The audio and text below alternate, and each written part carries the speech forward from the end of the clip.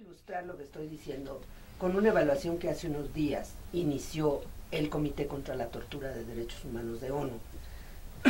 El comité, uno de los comités más serios del Consejo de Derechos Humanos de ONU, pero además también decirte, Nino, que una de las áreas más preocupantes, porque la tortura, como todos nosotros podemos saber, es quizá la práctica más despreciable y que da origen prácticamente a los derechos humanos.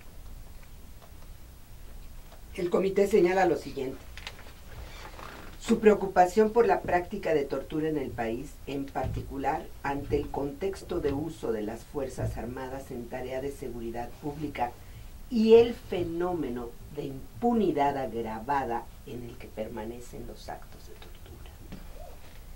Sigue vigente en todo el territorio mexicano el uso de la tortura para arrancar confesiones a personas detenidas, mismas que son utilizadas en contra de las víctimas en los procesos penales. Señala que la reforma penal a un sistema oral y acusatorio no está siendo eficaz, ya que las fuerzas de seguridad y el Ministerio Público siguen utilizando las declaraciones como prueba de cargo en los procesos penales.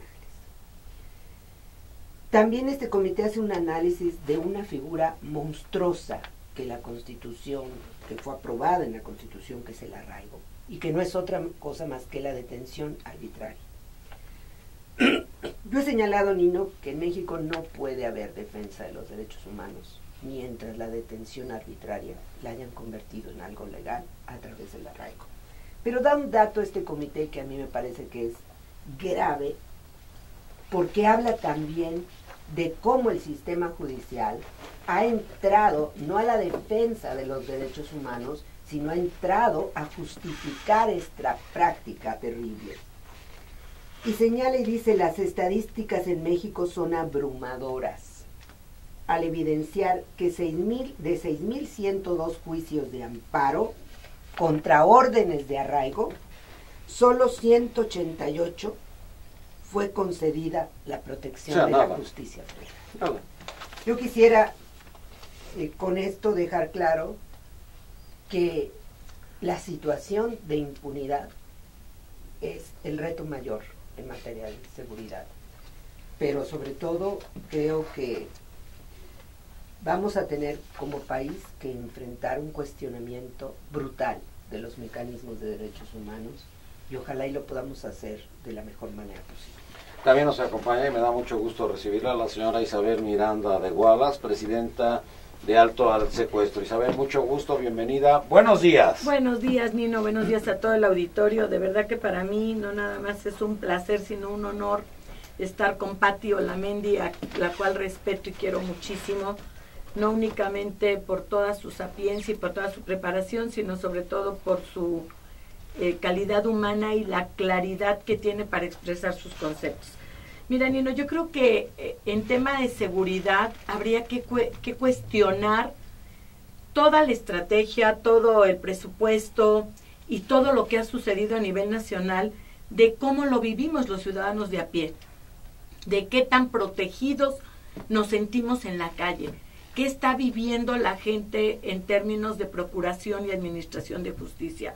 Porque bueno, en el ámbito académico se pueden tejer muchos discursos, y en el ámbito político aún más. Sin embargo, creo que la gente común y corriente, el taxista, el obrero, la obrera, el oficinista, el funcionario menor, pues lo que vive día a día es, como bien lo señala Pati, una gran impunidad. Y a mí me gustaría, Nino, que empezáramos por ponerle nombre y apellido a cada uno de los responsables de esta situación. Y creo que algo lo acaba de hacer Harvard en una investigación de la cual dio cuenta, en la cual más de 400 municipios, Nino, están fuera del Estado de Derecho. Esto es, ahí impera la ley del más fuerte, impera la ley de la corrupción, de la impunidad. Entonces, cuando tú estás hablando que donde nace y se teje la fortaleza de nuestra nación, como es el federalismo, en donde los municipios son tan vulnerables, en donde la policía está a merced y a servicio de los delincuentes, sino de la sociedad, te habla que muy poco se puede hacer desde la cúpula. ¿Por qué quiero empezar por esta reflexión, Nino? Porque es de ahí, si ustedes lo ven público, pues cada uno lo que hemos hecho es buscar protegernos en nuestras colonias, contratar a nuestro policía, pagar a nuestro policía y tratar de poner plumas, tratar de poner puertas, enrejarnos, porque no nos sentimos protegidos por el Estado. Bueno, pues lo mismo está pasando en los municipios. Han sido abandonados los municipios y es ahí donde deberíamos de empezar a fortalecer, porque los municipios son la base y el tejido para poder construir una muy buena seguridad. La policía, Nino, ha sido una retórica dura a lo largo, no de este sexenio ni del anterior, Nino. Recordemos que en la época de Echeverría, si mal no recuerdo, incluso le cambió el nombre a la policía, y en lugar de ser policía fulanita, llegó y la suspendió. Ahora entró Fox y ahora le puso AFI. A final de cuentas, ahora se la llevan a Gobernación. Seguimos contando con la misma policía corrupta que en términos generales hemos tenido, y en los municipios peor. Entonces, Nino, yo creo que habría que iniciar por las causas. Nosotros en México, la gente común y corriente, lo que vemos es que si no atrapan a un delincuente en flagrancia, va a ser casi imposible que lo puedan llevar a juicio. Entonces, los delincuentes le apuestan esta gran impunidad, y no. 98, 97% no son atrapados. Pues bueno, yo como ciudadano común y corriente ya ni me tomo la molestia de ir a iniciar una averiguación previa, a no ser que el seguro me lo pida porque me robaron el coche. Muy pocas veces voy y levanto una denuncia. Entonces creo que aquí tenemos que retomar muchas cosas, Nino. ¿Quién es el responsable de cada área? ¿Qué competencias tiene la federación? ¿Qué competencias tiene los estados? ¿Y qué competencias tienen los municipios? Ahora hay que decirlo con todas sus letras, Nino. Los estados como tal, muchos estados abandonaron este tema. Decían una cosa en cuestión política y hacían otra en la cuestión práctica.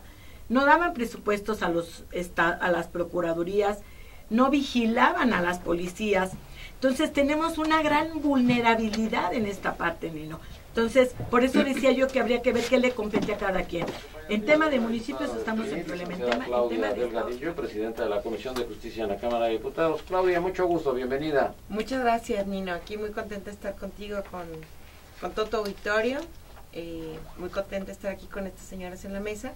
Muchísimas gracias por la invitación. También platícame, seguridad. Evaluación, 6 años. ¿Qué viene después o qué sigue después o qué va a pasar después?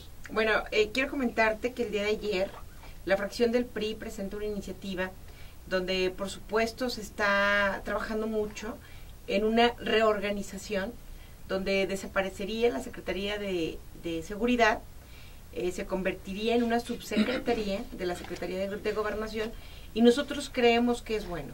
En mi partido nosotros creemos que es bueno, y te voy a decir por qué. Porque dependería directamente la Policía Federal con una organización en todo el país. Lo que queremos es que todo el país tenga las mismas indicaciones, que esté trabajando en forma conjunta.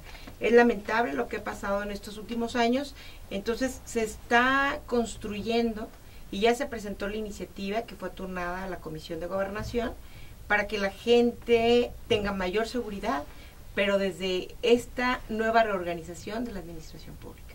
Esto va a depender de la Secretaría de Gobernación. Por supuesto, una subsecretaría que depende de la Secretaría de Gobernación. Gendarmería, Policía Nacional, ¿de qué vamos a hablar? Vamos a hablar de una Policía Nacional que va a seguir los rectores para poder tener lo que nuestro México necesita. Que la gente ¿Qué necesitamos ahorita? Seguridad. Necesitamos seguridad. Necesitamos que nuestra gente esté segura. Necesitamos, por supuesto, administrar bien los sistemas de justicia, los sistemas, la reglamentación, para que sea en todo el país.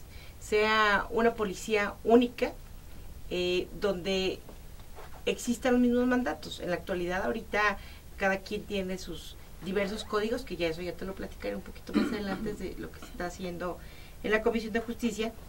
Pero, ¿qué queremos? Queremos que haya una policía que esté coordinada con el secretario de gobierno. Pati. Bueno, yo creo que la diputada toca un tema importante. ¿Qué necesitamos? Yo diría que necesitamos honestidad probada de quienes vayan a encabezar estas áreas y sobre todo conocimientos técnicos y de derechos humanos. Creo que hay un divorcio entre la operación judicial y la aplicación de los derechos humanos, y esta es una debilidad, es una falla muy grande del sistema de justicia en México, porque no se construyó una reforma para el acceso a la justicia, se construyó una reforma para aplicar procedimientos parecidos a los Estados Unidos. Por eso yo les digo que es una reforma wannabe. O sea, realmente se pensó en una reforma muy al estilo norteamericano, y ojalá y nos escuche el personal de la embajada norteamericana, por favor, ya no sigan dando más dinero para hacer más y más proyectos de códigos de procedimientos penales. Yo creo que necesitamos poner orden en nuestra normatividad, y el orden de nuestra normatividad parte del hecho de que no tiene que seguir existiendo en México ciudadanos de primera, de segunda y de tercera. Tenemos que avanzar hacia un solo... Perdón, Pati, que te interrumpa, porque me parece que este tema es toral en el código. Mientras no incorporemos a las víctimas como parte del proceso en el sistema de justicia, nada se va a avanzar. No hay nadie más interesado en que esto se esclarezca, un delito, y además se repare que la propia víctima. Y hoy por hoy solamente tienen la coadyuvancia y con el visto bueno del Ministerio Público. Perdón la interrupción, Pati, pero esto es bien importante. Yo iba un poco hacia allá, Isabel. Mira, espero que ahora que entraron el Congreso, tanto la Cámara de Senadores como diputados, pueda haber una discusión seria sobre la urgente necesidad de contar con un solo código de procedimientos penales para el prototipo. Recordar que la Federación cedió los derechos a las entidades federativas, pero esto ya no es admisible. Los códigos que se están construyendo en muchos estados constituyen serias violaciones a derechos humanos. Yo creo que muchos juristas, la academia además, estaría gustoso de trabajar, y ojalá la CONAGO también acepte, porque creo que los gobernadores ya no saben qué hacer con la justicia. Creo que ya de ser algo que les resolvía los problemas de conflictos, ahora ya es un problema para ellos. Creo que una sola norma muy clara en cuanto al equilibrio de los derechos humanos de la víctima y el inculpado le va a resolver al país. Medidas de acción afirmativa. Vivimos en un país de desigualdades. La justicia tiene que ser accesible para los más pobres. No lo es. Hoy en día en México se penaliza la pobreza. Entonces, esto tiene que construir y avanzar. ¿Qué necesitamos? Yo confío en que el presidente Peña Nieto, y entiendo la razón de estas dos reformas en dos sentidos, y así la quiero entender. Un área caracterizada por el ejercicio indebido del poder y arbitrario, como es la Secretaría de Seguridad Pública, lo que demostró fue que no puede soltar a los policías y darles el poder sin una autoridad que controle su función. Creo que a eso responde el cambio. Y este ejercicio abusivo, yo diría, de poder. Y el otro, otra dependencia, como es el área de la Secretaría de la Función Pública, que demuestra su absoluta incapacidad e imposibilidad de cuestionar siquiera a un servidor público. O sea, me parece que es dos instituciones que ya demostraron que no pueden mantenerse. No quiero que cambiemos una secretaría por una subsecretaría que lo que genera es nuevamente esta impunidad. Insisto, el mensaje tiene que ir acompañado de nombramientos muy claros. Necesitamos personas probadas y no la idea de la mano dura.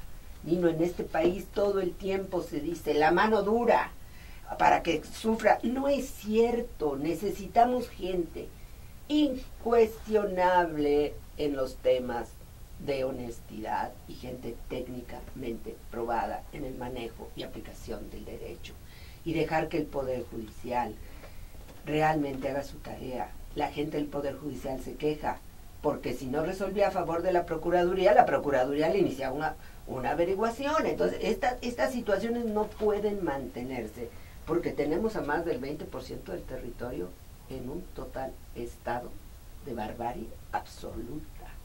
Y eso creo que son temas demasiado serios como para pensar resolverlo con alguien que tenga cara de malo, ¿verdad? Y pegue en el escritorio, ¿no?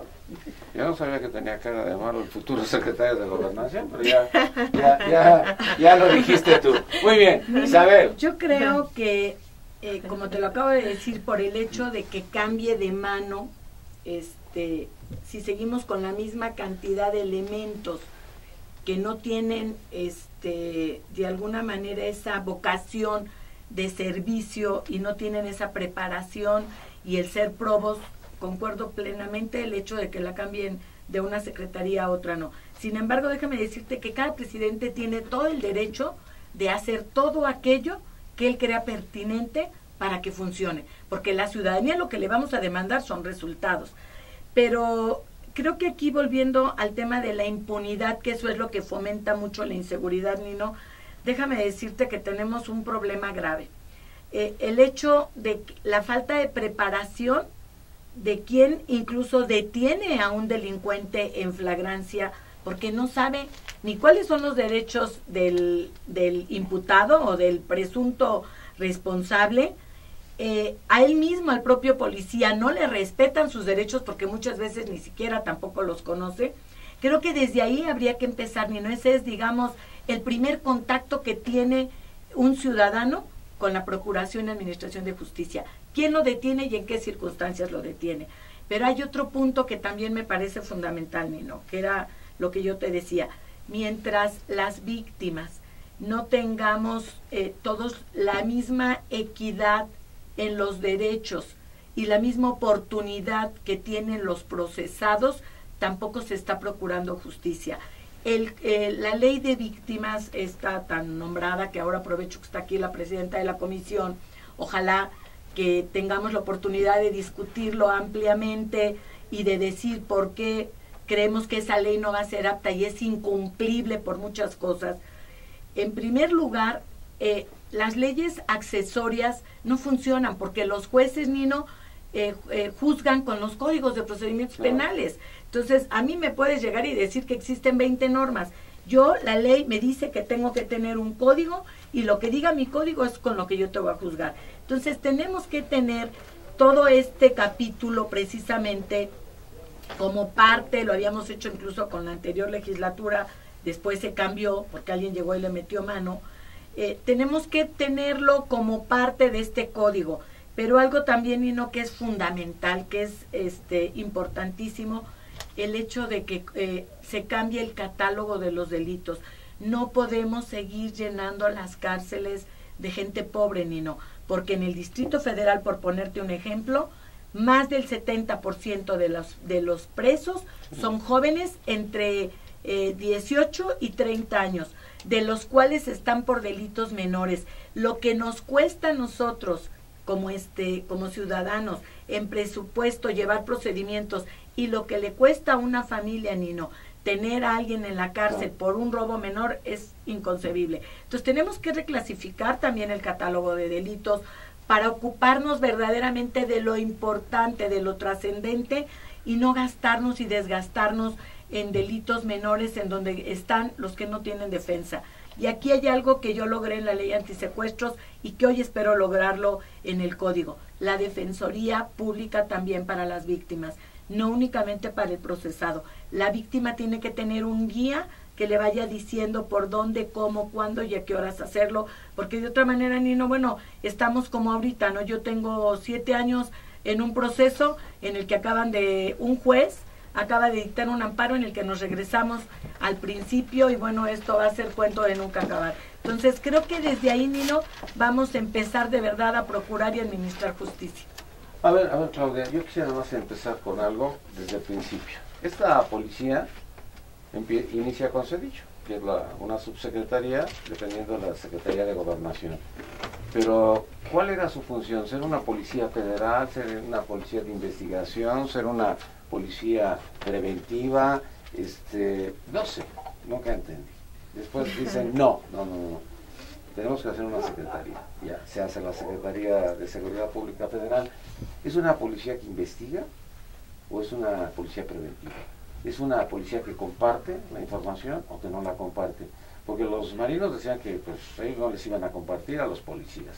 los del ejército decían exactamente lo mismo. Las policías federales, pues decía la policía ministerial que también no le tenía mucha confianza, o sea, no se tenían confianza entre sí.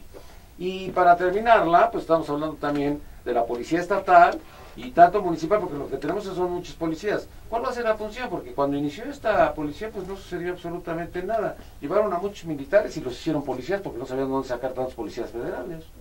Así empieza. Sí, bueno, esta iniciativa pretende, esta iniciativa que está presentándose por parte del presidente electo, pretende coordinar a los estados, a los municipios, al Distrito Federal, para, por supuesto, que tenga esta policía, serían mandos únicos, donde todos estén de acuerdo y puedan trabajar en un lineamiento que nos está marcando el propio presidente de la República. ¿Esto con qué fin? Con el fin de que todos los estados estén alineados a la nación y que tengan beneficios directos a los, ahora sí que a los mexicanos. Ahorita. ¿Todo va a depender del secretario de Gobernación? Claro, por supuesto. Por supuesto que dependerá del secretario de Gobernación, una subsecretaría, pero además nosotros creemos, digo, lo que pasa, por ejemplo, en los códigos que están en Durango no son los mismos que están en Jalisco, ni los que están en el Distrito Federal. No. Entonces tenemos que trabajar desde la Comisión de Justicia, sí, por un código de procedimiento penal único, que ya lo estamos iniciando a trabajar, pero por supuesto, tiene que ser siempre trabajando en unidad para beneficio de los mexicanos. Eso es el espíritu de la iniciativa. A ver si te entendí. Ya entiendo lo de los códigos, pero vamos a decir, ¿cómo va a ser la jerarquía? ¿La Policía Federal va por encima de la de Durango y va por encima de la de Jalisco? ¿O van en la misma jerarquía? ¿O van en un mismo nivel? ¿O cómo va a ser? Van en una misma jerarquía, en un mismo nivel, y trabajando en forma conjunta con el secretario de Gobierno. ¿Y el Ejército?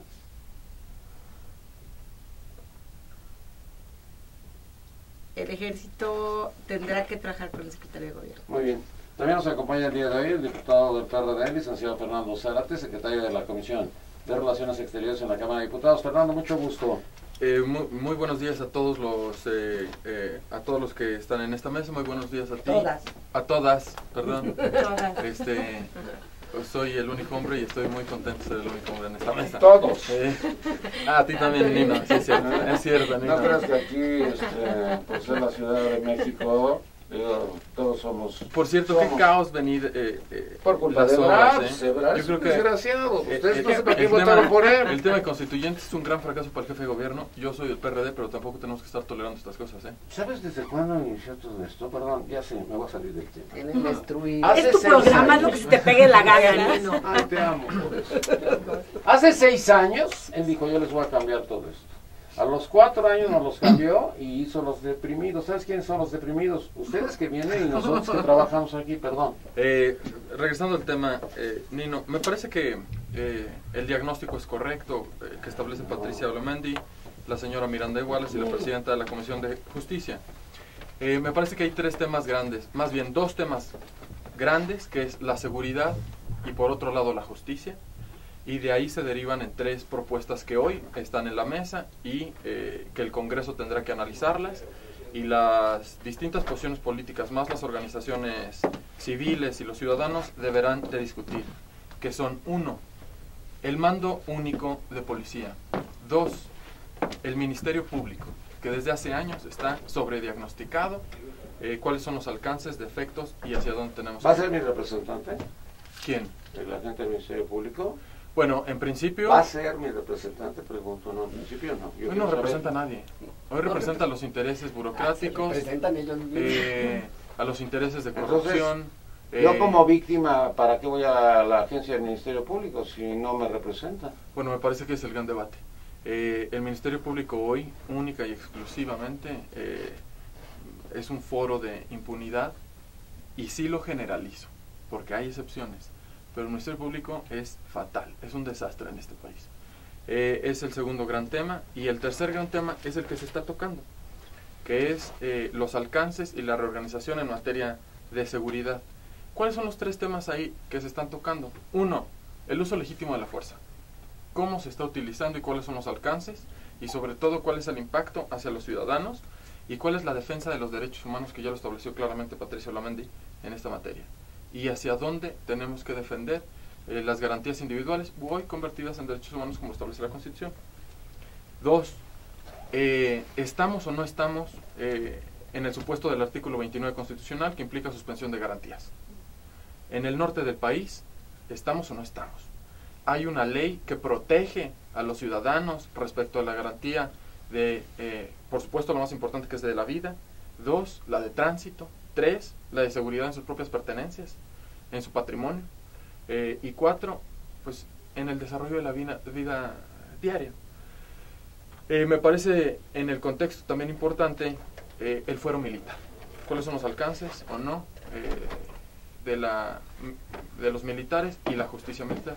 Estamos tratando temas muy complejos. Iniciativas merecen Temas un examen muy riguroso y un análisis de derecho comparado que vea si realmente las dos iniciativas están cumpliendo con los estándares que México se ha comprometido.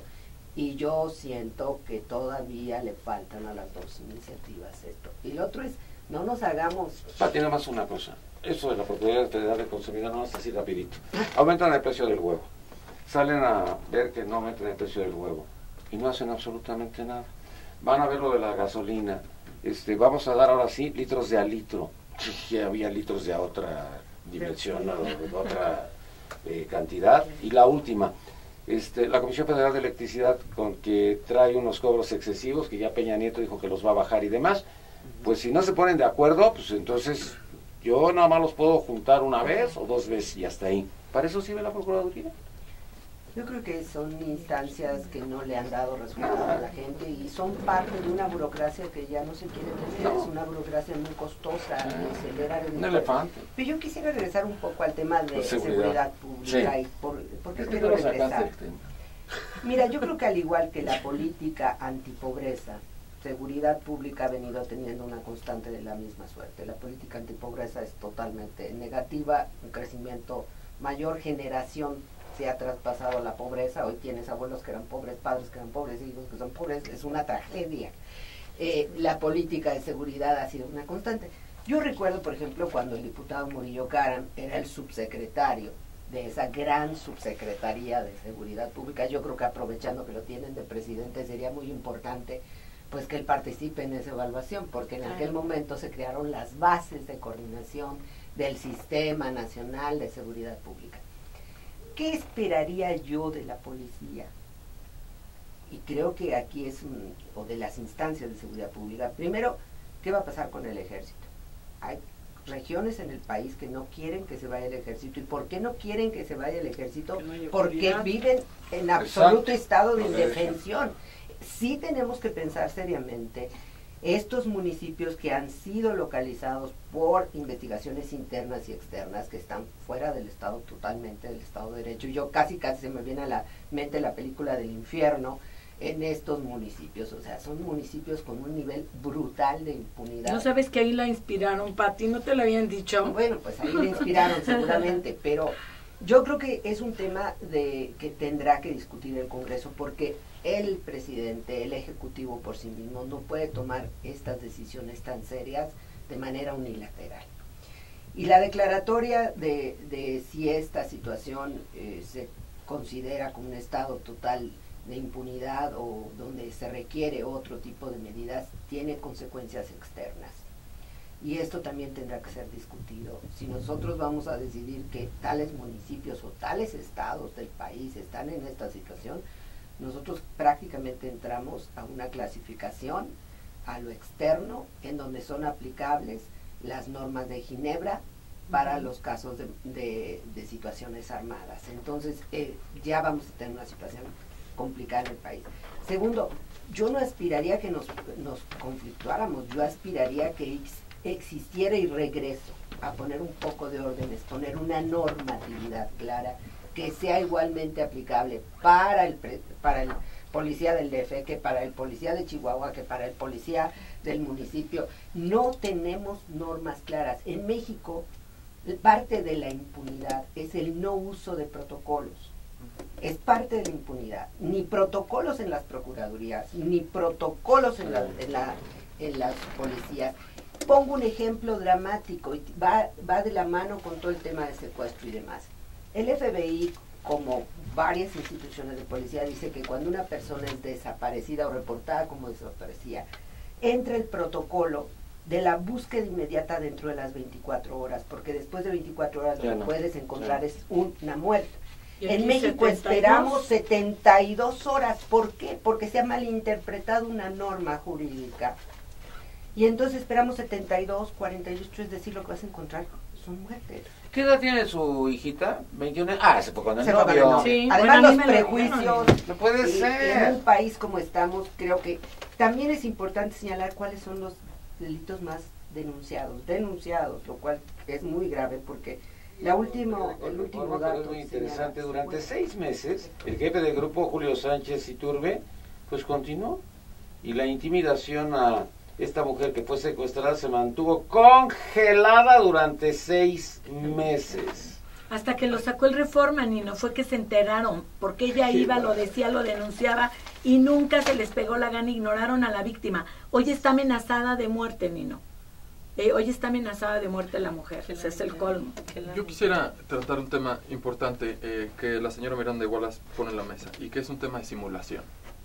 El país viene funcionando, las instituciones vienen funcionando simulando.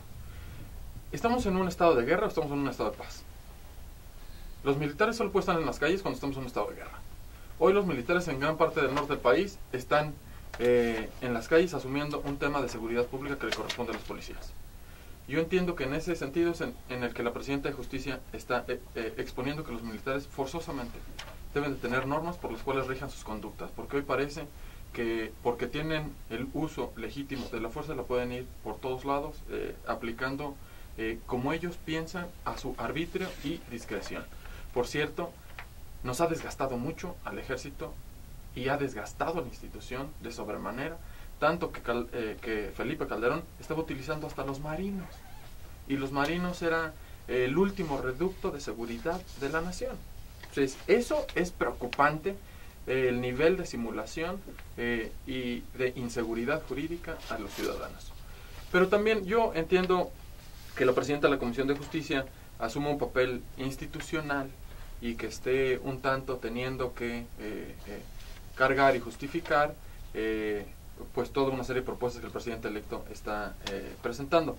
Pero entrémosle realmente al fondo del tema. Además, yo sí me parece que pudiera ser más ambicioso en lo que voy a señalar. Ya se está trabajando un grupo de legisladores del PRD con el PRI, porque estamos dispuestos a ponernos de acuerdo en lo que todo el país necesita, y son los temas que ustedes han señalado, Patricia Olamendi, la señora Miranda Wallace y Claudia Delgadillo han expuesto. Nosotros estamos dispuestos a discutir eso. El diagnóstico es claro. ¿Qué requerimos? Los protocolos, esos son hacia adentro de las propias instituciones de seguridades, y en distintos casos son reglamentos, en este caso son protocolos porque generan distinto tipo de conductas, etc. Pero nosotros estamos empezando a trabajar para regularizar esta simulación en 3 sentidos. Nosotros estamos preparando la primera y una ley, y la estamos elaborando de manera conjunta con la Presidenta de la Comisión de Justicia para el uso legítimo de la fuerza en este país. 1. Número 2. Nosotros estamos trabajando en una iniciativa que regule el alcance, o más bien una ley secundaria, que establezca el contenido, los límites, las facultades, la competencia, que es un tema que usted señalaba, respecto de el artículo 29 constitucional, que son la suspensión de garantías. En tanto el alcance, como el tiempo, como cuáles son las conductas que sí se permiten y cuáles no. Y 3, respecto a la conducta del ejército o lo militar. Son 3 iniciativas que deberían ir acompañadas a las 2 que presenta el presidente electo, que se trabajan a través del PRD y en conjunto con la Presidenta de la Comisión de Justicia, que hoy en un plano muy institucional entiendo que no es su posición hacerlo. Entonces, vamos a entrarle.